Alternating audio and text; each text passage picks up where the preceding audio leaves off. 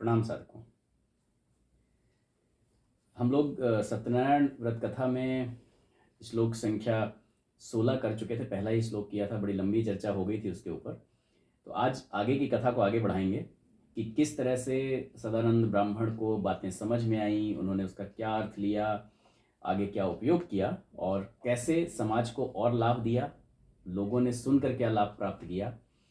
मूल कथा में हम क्या सुनते हैं, प्रचलित कथा में हम क्या सुनते हैं और मूल कथा वास्तव में है क्या, वो क्या कहना चाहती है, क्या संदेश देना चाहती है। और वही संदेश हमारा अनुरोध रहेगा कि लोग समझें। और अगर कोई कथावाचक सुन रहे हैं तो उनसे भी हमारा अनुरोध यही रहेगा कि कथा के मूल को, मर्म को लोगों को समझाने का प्रयास करें कि वास्तव में क्या करना है। व्रत का विधि विधान ये कई जगह पर आता है, पर वास्तव में वो व्रत क्या है, वो सत्य को धारण करना है। इसको अगर हम समझ पाएंगे और हम समझा पाएंगे लोगों तक, तो वास्तव में समाज का हम वो भला कर पाएंगे जो हमारे शास्त्र, पुराण और ये कथाएं कहना चाहती हैं। जब तक कि हम सिर्फ ये समझते रहेंगे और लोगों को यही बताते रहेंगे, लोग भी यही समझते रहेंगे कि हाँ, आप बंधु बांधवों को बुलाएं और भोग लगाएं और कथा का पाठ करें और वो प्रसाद खा लें, क्योंकि प्रचलित कथा में यही चलता है, भोग लगाया, प्रसाद खाया और हो गया काम। तो भोग लगाना, प्रसाद खाने का भी अपना महत्व है, लेकिन उसका उतना ही महत्व है कि उससे आपकी बुद्धि सात्विक बने, उससे आपको बार बार ये याद आता रहे कि मैंने सत्य के व्रत की दीक्षा ली, मैंने सत्य के व्रत का पालन करने का अनुष्ठान किया है। केवल भोग खाने से तब तक कुछ नहीं है। वही जैसे मैं हमेशा कहता हूँ कि जैसा युधिष्ठिर कहते थे कि सत्यम वद धर्मम चर, बोलने से तो कुछ नहीं होगा, क्योंकि मैंने आज भी एक झूठ बोल दिया है, तो इसलिए मैं नहीं बोल सकता सत्यम वद धर्मम चर। इसको बोलने का कोई मतलब नहीं है। सत्यम वद धर्मम चर का मतलब है कि आप सत्य ही बोलें और धर्म पे ही चलें। अगर आप बोल रहे हैं मुंह से सत्यम वद धर्मम चर, आप कथा कर रहे हैं सत्यनारायण भगवान की, आप कथा सुन रहे हैं सत्यनारायण भगवान की, आप एक दिन नहीं, आप हर पूर्णमासी को, हर एकादशी को कथा करिए। लेकिन आप घर से बाहर निकलते ही अगर झूठ बोल दे रहे हैं अपने व्यापार में, अपने काम में, किसी भी चीज में, तो फिर उस सत्यव्रत पालन का कोई मतलब नहीं रह नहीं जाता। तो एक्चुअली आपने सत्यनारायण भगवान को एक फोटो तक सीमित कर दिया, आपने सत्यनारायण भगवान को एक मूर्ति तक सीमित कर दिया या एक केले के पेड़ तक सीमित कर दिया। एक्चुअली देखा जाए तो ना, आपने सत्यनारायण भगवान का कुछ नहीं किया, आपने एक प्रतिमा बनाई और उस प्रतिमा तक ही सीमित रह गए, आप उन तक पहुंचे ही नहीं। आपने जो सत्य व्रत की बात थी, तो प्रतिमाओं का, मूर्तियों का जो परिकल्पना, जो रूप बनाए गए, जो ऋषियों ने दिए, वो इसलिए दिए क्योंकि मन आपका ऐसे निर्गुण में नहीं हो पाता, एकाग्र नहीं हो पाता। तो एक मुश्किल है कि निर्गुण में आप बिल्कुल ध्यान में केंद्रित हो जाएं। राइट। तो इसलिए एक आपको वो दिया, सहारा दिया, आपको एक सहारा दिया कि आप यहाँ पर अपना ध्यान केंद्रित कर लें, आप इस प्रतिमा को माने। लेकिन उसका तात्पर्य ये नहीं है कि आप जब तक प्रतिमा के आगे बैठें तब तक तो मन में सत्य है, और जैसे ही घर से बाहर निकले और उसके बाद किसी ने आपसे पूछा कि आप किधर जा रहे हैं और आप जा रहे थे उत्तर और आपने बता दिया दक्षिण, तो फिर उसका मतलब नहीं बनता। कई बार तो ऐसा होता है कि व्यक्ति जब बैठा हुआ झूठ बोल रहा होता है तो ध्यान से देख लेता है कि कहीं कोई भगवान की वो तो नहीं दिख रही। एंड होता क्या है कि वो ये भूल जाता है कि भगवान को देखने के लिए इधर उधर देखने की जरूरत नहीं है, क्योंकि भगवान अगर आप देखें तो वो आपके अंदर ही है। जैसा कि गुरुदेव हमेशा कहते हैं कि आत्मा ही सब परम ब्रह्म है। आपकी बात तो जब से आप परम ब्रह्म को अपने पास लेके बैठे हैं तो आप मूर्ति देख रहे हैं, इस बात से बहुत बड़ा, आपकी बात से एक बड़ी अच्छी रोचक कथा याद आ गई। मतलब पुराणों की कथा तो नहीं है, लोकोक्ति में ही है, लेकिन कथा बड़ी अच्छी शिक्षा देती है कि एक बार एक सज्जन उठे सुबह और दरवाज़ा पे, मतलब दरवाजे पे नॉक हुआ, उन्होंने खोला दरवाज़ा, तो वहाँ पे एक सज्जन खड़े थे। उन्होंने कहा हाँ जी बताइए। तो उन्होंने कहा कि मैं गोविंद हूँ, गोविंद गोपाल, जिस भी नाम से आप मुझे रोज़ बुलाते हैं मैं वही हूँ। आज दिन भर मैं आपके साथ रहूँगा और मुझे और कोई देख नहीं पाएगा, सिर्फ आप देख पाएंगे। तो बोले, बात मुझे थोड़ी अजीब लगी, लेकिन जैसे ही पत्नी आई उन्होंने कहा कि कौन है जी। तो उन्होंने देखा गेट पे, उन्हें कोई नहीं दिखा। तो फिर उन्होंने कहा कि हाँ शायद कोई नहीं, वो समझ गया कि भाई ये तो भगवान ही आज मेरे साथ हैं। तो उन्होंने कहा कि साहब जैसे ही कार में बैठे वो आके सामने बैठ गए। तो बोले अब हुआ ये कि जैसे ही सबसे पहले सिग्नल की बात आई, तो सिग्नल पे ये था कि यार गाड़ी तेज़ी से निकाल लूँ, लेकिन अरे नहीं नहीं भगवान बैठे हैं पास में, कैसे निकाल लूँ। ऑफिस में पहुँचे तो जैसे ही किसी को कुछ बताना था कि भाई आपका ये चेक अभी नहीं बना है, तो उन्होंने कहा अरे भगवान बैठे हैं साथ में, देख रहे हैं, तो आज दे देना है। तो ऐसे ही पूरा दिन निकला और उन्होंने सब कुछ एकदम अच्छा काम किया जैसा एक्चुअली होना चाहिए, जिसको जो देना चाहिए। और शाम को आए और सो गए। जब सो गए तो उनको लगा कि कोई मुझे जगा रहा है, तो एक्चुअल में सो रहे थे, सपना ही देख रहे थे।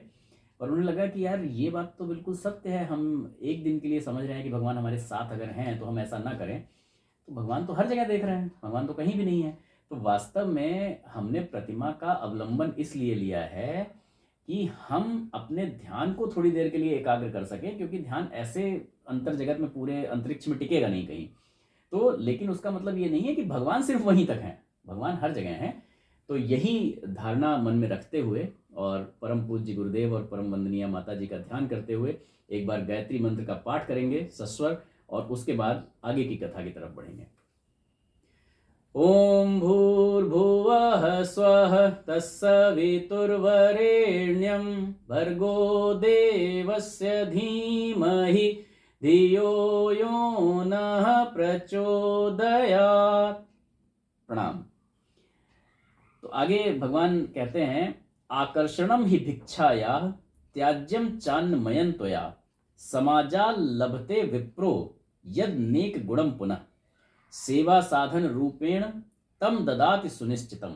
17वां श्लोक है ये, और बाकायदा गुरुदेव ने श्लोक बाय श्लोक इसीलिए समझाया कि देखिए श्लोक में भी यही लिखा हुआ है, हमने प्रचलित में उसका मतलब कुछ और निकाल लिया। तो वो कहते हैं वृद्ध ब्राह्मण ने समझाया, वृद्ध ब्राह्मण मतलब जो भगवान वृद्ध ब्राह्मण के रूप में आए हुए थे, उन्होंने समझाया कि भिक्षा का ये जो आकर्षण है ना, ये सही नहीं है, ये सत नहीं है, ये असत है, इसको छोड़ दो।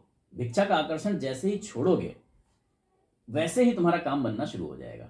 तो उसमें उन्होंने, और प्रचलित कथा में क्या कहा जाता है, सत्यनारायण का व्रत करो, जैसे ही सत्यनारायण का व्रत करोगे तुम्हारे कष्ट दूर हो जाएंगे। तो प्रचलित में हम ये समझा देते हैं, जबकि असल में क्या है कि वो ये कह रहे हैं कि देखो ये भिक्षा का असत आकर्षण है, इसको छोड़ दो। ब्राह्मण के लिए ये वैसे भी उचित नहीं है। ब्राह्मण का काम है वो समाज से जितना अनुदान लेता है उसका कई गुना वापस करता है। वो समाज से अगर 5 घरों से भिक्षा लेता भी है तो वो 50 ऐसे विद्यार्थी तैयार करता है जो समाज के लिए बहुत बड़ी नींव तैयार कर दें, जाने कितना खाद्यान्न उत्पादन कर दें, जाने कितनी फैक्ट्रियां लगा दें, वो ये काम करता है। तो वो समाज से अगर एक दाना लेता है तो कई दाने वापस करता है। तो आप इस पे मत जियो, जैसे ही आप इसे छोड़ोगे आपका पूरी तरीके से कल्याण हो जाएगा। पुराने इस कल्याण का मतलब कहीं से कहीं तक ये नहीं था कि आप बहुत अमीर हो जाएंगे, आपको बहुत सारा पैसा मिल जाएगा और आपके अब भीख नहीं मांगनी पड़ेगी।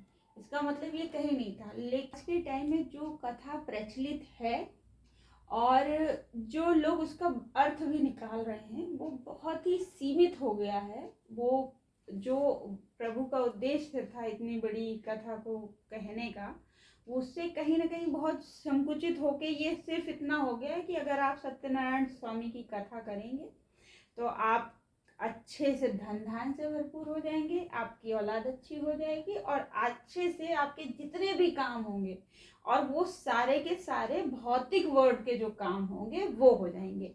उसमें कहीं भी आत्मशोधन, आत्ममुक्ति ऐसा कुछ नहीं है। आजकल लोगों ने एक तो व्रत को पहले तो उपवास से जोड़ लिया कि हम सिर्फ भूखे रहेंगे और मतलब या अलग तरीके की चीजें खाएंगे तो वो व्रत हो गया। जबकि व्रत होता है एक पर्टिकुलर चीज का संकल्प लेने की बात होती है कि मैं ये करूंगा और ये नहीं करूंगा। हाँ, और अगर आप सत्यनारायण भगवान के व्रत की बात करें तो वो तो और भी इजी है, क्योंकि उसमें सिर्फ तब तक व्रत रखना होता है जब तक कि वो कथा पूरी ना हो जाए, कथा हवन नहीं हो गया तब तक आपको वो करना है। तो यहाँ पर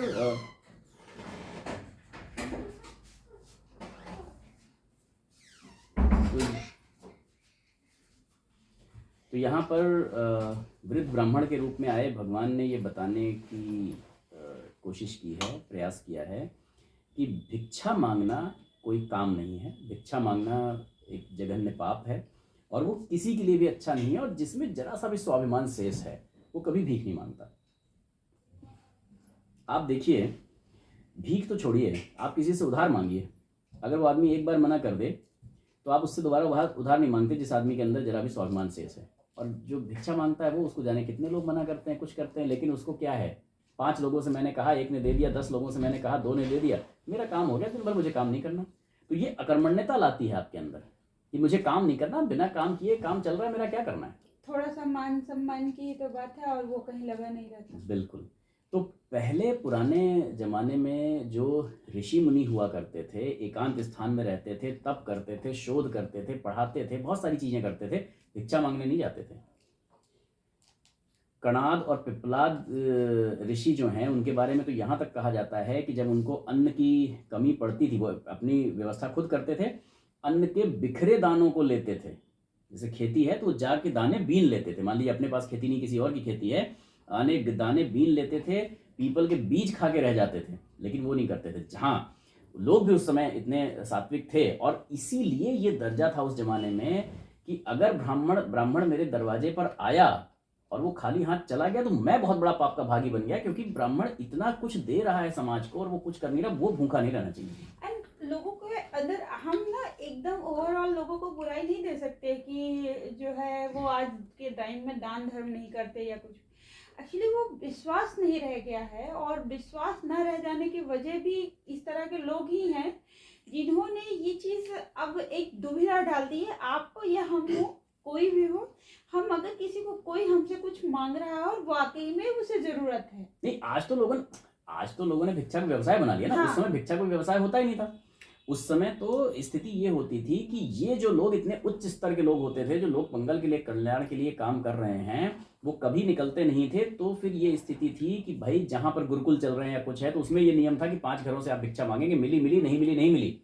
उनका ये था अगर 5 घरों से आपको नहीं मिला तो आप आ जाएंगे। तो वो एक व्यक्ति जिसके घर से ब्राह्मण खाली चला जाता था, वो सोचता था भाई अगर 5 ऐसे हो गए तो ये तो ब्राह्मण भूखा रह जाएगा, और मेरी वजह से अगर भूखा रह गया तो मैं पाप का भागी बनूंगा। जिस राज्य में ब्राह्मण भूखा होता था, उस राज्य के लोगों को अपने ऊपर ये लगता था कि भाई नहीं है, और जहां पे मतलब वास्तव में लोग इस तरह की कदर नहीं करते थे, वो राज्य का बहुत जल्दी पतन हो जाना निश्चित था। तो ये व्यवस्थाएं बनी हुई थी। द्रोणाचार्य ब्राह्मण थे, उनकी राजा द्रुपद से अनबन हो गई सहायता मांगने को लेकर कि एक गाय उनको चाहिए थी। तो जब राजा द्रुपद ने नहीं दी तो उन्होंने तब तक अश्वत्थामा को चावल पीस के पिलाया जब तक कि ये यहाँ पर उनका कॉन्ट्रैक्ट साइन नहीं हो गया हस्तिनापुर में राजकुमारों को शिक्षा देने के लिए। लेकिन भिक्षा मांगने नहीं गए वो किसी से, क्योंकि वो कुछ कर नहीं रहे। तो भिक्षुक वो जाते थे जो गुरुकुल चला रहे हैं, क्योंकि वो किसी और से कुछ नहीं लेते थे। तो इसलिए उनका वो हिसाब किताब चलता था कि भाई 5 घरों से सबको मांग के लाना है, जो लाएंगे वही बनेगा। और वो भी, उसमें भी नियम था कि 5वें से 6ठे पे नहीं जाना है, मिली चाहे नहीं मिली, वो नियम था। तो भीख मांगने का कार्य, इसलिए सुदामा जी जब बहुत उसमें आ गए थे विपन्नता में, तो उनकी पत्नी ने कहा कि भाई आप किसी से कुछ मांग क्यों नहीं लेते। तो उन्होंने कहा ब्राह्मण का काम मांगना नहीं है, ब्राह्मण का काम देना देना है। कृष्ण जी से भी जब वो गए मिलने तो कुछ मांगने नहीं गए, बल्कि 3 मुट्ठी चावल लेके गए थे। कृष्ण जी ने जब उनकी स्थिति देखी, उनका उद्देश्य समझा कि भाई ये तो एकदम भगवत कार्य में लगे रहते हैं, किसी से कुछ लेते नहीं है, तो खुद उनकी विपन्नता दूर की।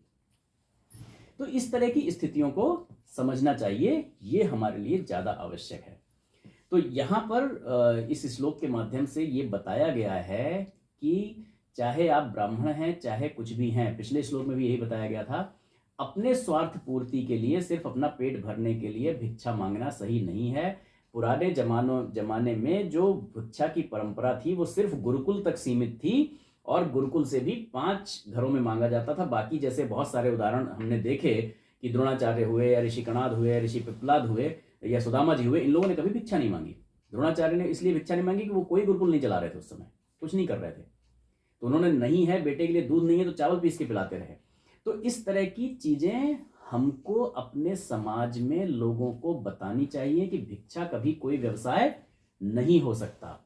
किसी भी स्थिति में आपको भिक्षा मांगने की आवश्यकता नहीं है। आप जो परमात्मा की संतान हैं, जिसको परमात्मा ने सारे गुण देकर भेजा है, वो कभी भी इतने दीनहीन नहीं हो सकते कि आपको भिक्षा मांगनी पड़ जाए। आगे चल के हम देखेंगे कि और भगवान ने क्या क्या कहा सदानंद ब्राह्मण से, उन्होंने उसको किस रूप में अपनाया, और आगे किन लोगों ने सुना और उनको किस तरीके से कहा। प्रचलित कथा में भी कहते हैं हम यही है कि आगे किन लोगों ने सुना और कैसे कहा, बट एक्चुअल में वो सुने में क्या किया वो नहीं आता। यहाँ पर सबसे बड़ी बात हम ये समझने की कोशिश कर रहे हैं कि वो बीच का पार्ट जो हमेशा हम कहते हैं कि एक आदमी ऐसे करता था, कुछ नहीं कर पाता था, फिर वो देखा, उसने मेहनत की और वो एकदम से सफल हो गया। तो वो उस मेहनत में उसने क्या किया वो समझने का प्रयास हम यहाँ पर कर रहे हैं कि श्रम की महत्ता हम आगे देखेंगे, बहुत सारी चीज़ों की इस तरह से हम महत्ता देखते चलेंगे। फिलहाल आज के वीडियो में यहीं तक बात रखेंगे। हमेशा याद रखिएगा कि यदि आपके चेहरे पर तेज है तो आपको कपड़ों पर तेज दिखाने की आवश्यकता नहीं है, और यदि आपका स्वभाव अच्छा है तो आपको अपना प्रभाव दिखाने की आवश्यकता नहीं पड़ती। तो ये मानिए कि जो प्राप्त है वो पर्याप्त है और जिसका मन मस्त है उसके पास समस्त है। इसी भावना के साथ एक बार जगत के कल्याण के लिए शुभकामना प्रार्थना करेंगे और आगे बढ़ेंगे अपनी कथा को आगे बढ़ाते हुए। ओम स्वस्ति प्रजाभ्यः परिपालयन्तां न्यायेन मार्गेण महीं महिषः गोब्राह्मणेभ्यः शुभमस्तु नित्यं लोकाः समस्ताः सुखिनो भवन्तु सर्वे भवन्तु सुखिनः सर्वे सन्तु निरामयाः सर्वे भद्राणि पश्यन्तु मा कश्चित् दुःखमाप्नुयात् श्रद्धां मेधां यशः प्रज्ञां विद्यां पुष्टिं श्रियं बलं तेज आयुष्यमारोग्यं देहि मे हव्यवाहन प्रणाम।